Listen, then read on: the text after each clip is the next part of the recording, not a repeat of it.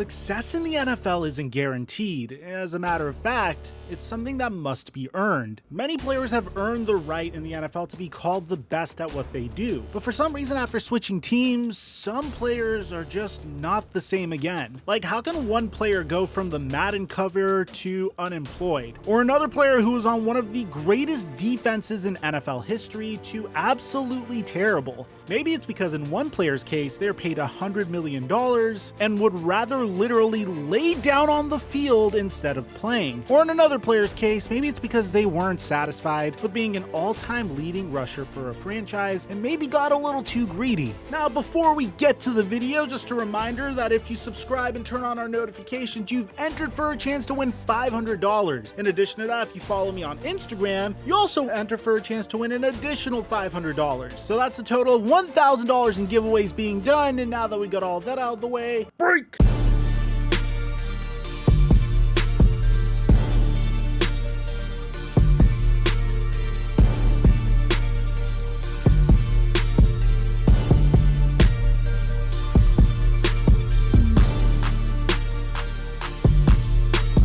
Mic check 1 2 1 2. Starting off with a name that you might have heard in the news recently is Le'Veon Bell. But if you heard his name at all, it's probably because he recently got released by the Baltimore Ravens after a few mediocre performances. If you're a new NFL fan, or just need a refresher, or if you're just a casual that doesn't know who Le'Veon Bell is, Le'Veon Bell played for the Pittsburgh Steelers from 2013 to 2017 and racked up almost 8,000 all-purpose yards and just over 42 touchdowns while reaching 3 Pro Bowls and getting named to the AP First Team All-Pro twice. Going into 2018, Le'Veon Bell ended up holding out from the Steelers' OTAs over a new contract. This holdout stretched into training camp and eventually the entire season. Eventually, Le'Veon Bell signed with the New York Jets for the 2019 season, but for this, Le'Veon Bell must have made a ton of money to forfeit a whole season of his career and to uproot his family to a brand new city, right?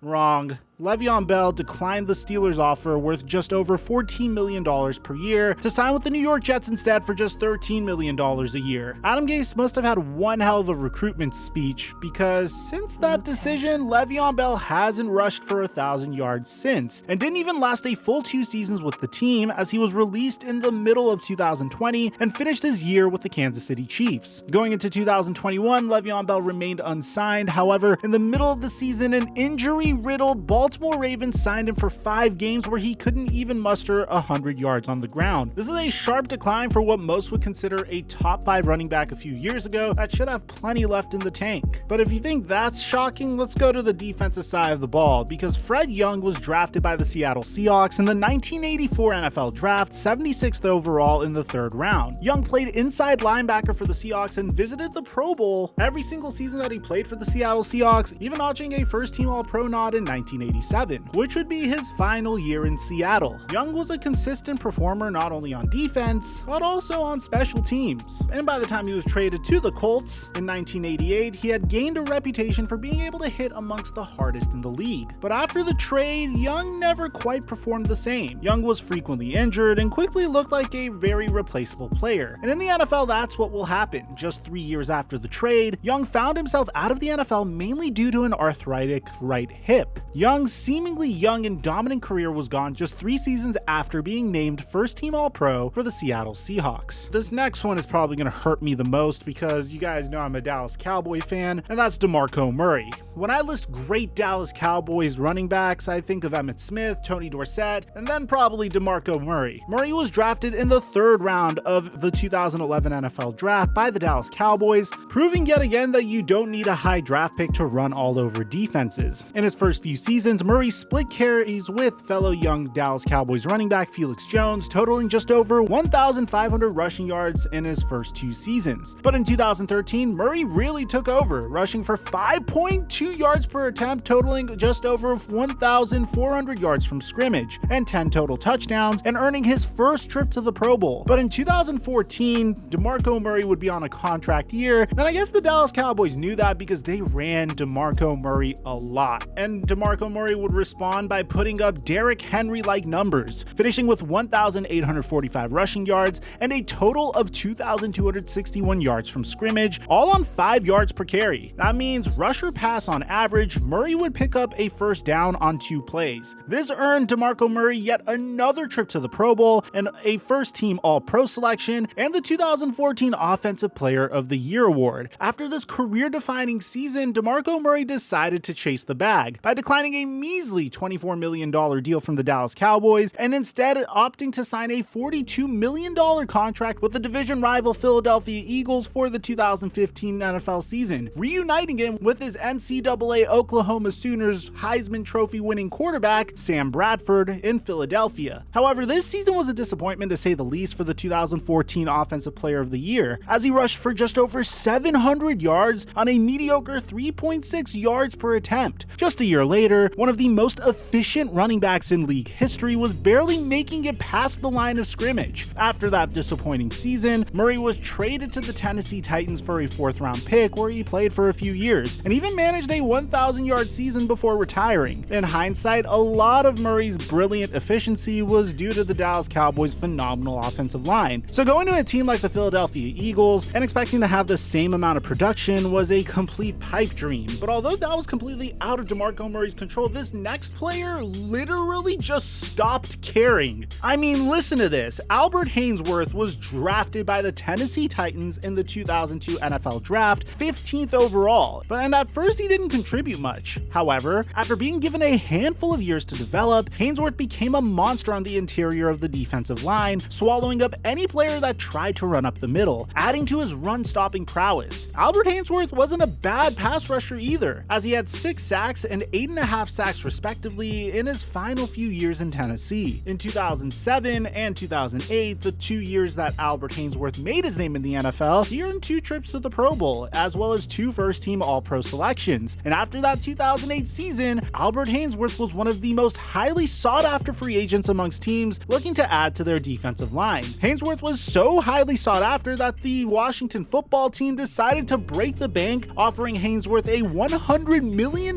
contract over the course of 7 years. You must keep in mind that a $100 million contract in 2009 to a non-quarterback was almost unheard of in 2009. So for all this money, the Redskins must have gotten an all-time great in return, right? Wrong. Haynesworth suited up for just 20 games as a Redskin, and if you ask any Redskins fans, they'll try and tell you he only put in effort for half of those games. Haynesworth was genuinely a talented player and earned all that money with his skill. The only problem is that he barely ever decided to actually try. Don't believe me? Well, one of the most famous moments in NFL history is when Albert Haynesworth gets blocked and voluntarily stays on the ground for the entirety of the play, a play that lasted almost 10 seconds. Haynesworth was traded to New England in 2011 and finished the season in Tampa Bay, then retired soon after. If you think that's absurd, this next one's just a little sad, man. Ahman Green was drafted in the 3rd round in the 1998 NFL Draft, and after barely playing at all, a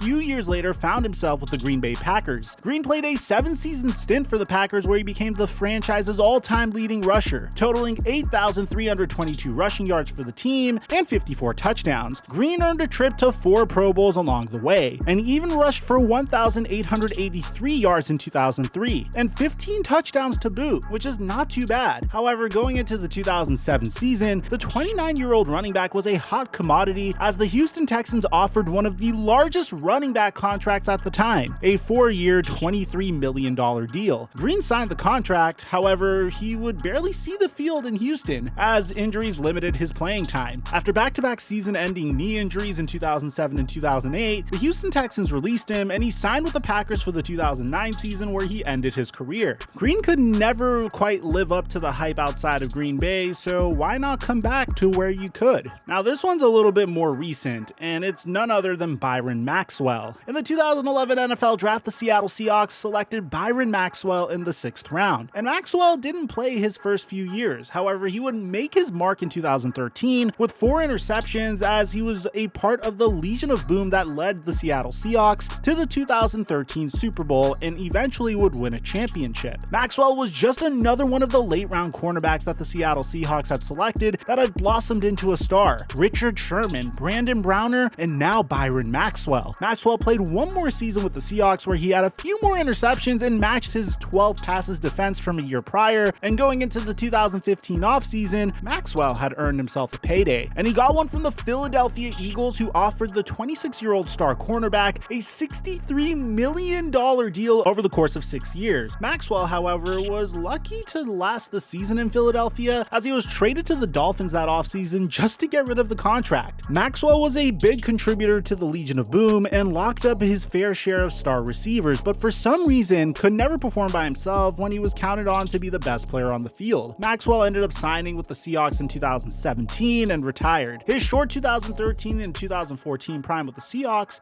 a far distant memory now. Now, if you think that's insane, I don't think there's a player that's ever had a fall off like this, and it's Chris Johnson. Chris Johnson was drafted 24th overall in the 2011 NFL Draft by the Tennessee Titans, and boy did they strike gold. Chris Johnson became just the second running back in the 21st century before Derrick Henry and after Jamal Lewis to rush for 2,000 yards in a season, earning him the nickname CJ2K. Johnson accomplished this in 2009, just his second year in the NFL, the youngest to accomplish this feat, and even had 14 rushing touchdowns tacked on. The next year, Johnson followed up with a respectable 1,364 rushing yards during the season and 11 touchdowns. Johnson would continue to consistently rush for 1,000-yard seasons up until the 2014 season, where he signed a 2-year, $8 million contract to move to the New York Jets to hopefully seek a more prominent role and continue his 1,000-yard season streak. This, however, didn't happen, as Johnson racked up just 663 rushing yards and a single touchdown. After this season, he was released by the New York Jets and shortly after signed with the Arizona Cardinals as a depth running back who never cracked the 1,000-yard mark again, and soon retired after the 2017 season. How about a player that is currently in the NFL that has been absolutely grabbing headlines, and that's Odell Beckham Jr. Now, this one might be a little bit more bold because the verdict is still out for Odell Beckham Jr. However, it's safe to say that he's definitely not the same wide receiver that he used to be when he was on the New York Giants. OBJ was drafted 12th overall by the New York Giants in the star-studded 2014 NFL Draft. Odell Beckham Jr. immediately delivered his rookie year with 91 receptions, 1,300 receiving yards, and 12 touchdowns, along with leading the NFL in yards per game. This earned him the 2014 Offensive Rookie of the Year award and his first ever trip to the Pro Bowl. OBJ followed that season up with an even more spectacular 1,400-yard season with 96 receptions and 13 touchdowns. Barring one injured season, OBJ caught over 1,000 yards in all of his seasons for the Giants and went to 3 Pro Bowls. Soon after signing a contract to make Odell Beckham Jr. the highest paid wide receiver in football in 2018, worth just under $100 million,